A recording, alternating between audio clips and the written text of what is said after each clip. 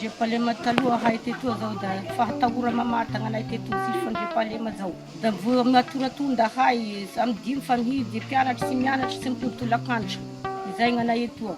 Lafa nomboky ka zao, nomboky indesany Andrazela hay zao da fakily milamy ary fakily fa magnategna kely hay zao. Fila izy tonga izy andrano fa renay tonga matora hay zao zay lera torianay katorianay. Da fa soava ho anay. Ini viene ka aminay etoa. Sambatra hay fa misy ka aminay etoa. Tato isanandro amanandro misy tratrandro aminam firy hay matory sisy raha tahora. Isorany Andrazela nagnome kanay netoa zao. Satria hainany zao milamy hainany zao. Misy fandriam-pahalema da tena milamy satria fa tsy matoratonda hainany zao. Isoranazy da nagnome miaramila aminay etiky da zay fisoranay anazy.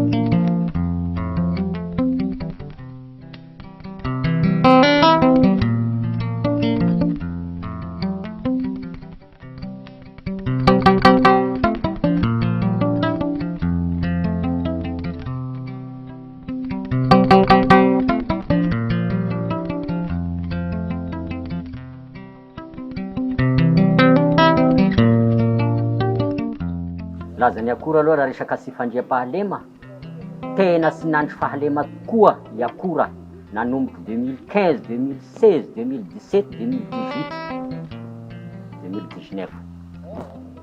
Fa raha nametraka velo rano président Razoely hoe sy maintsy milamina io tany io ary sy maintsy milamina i Madagasikara agnatin'izay i akora.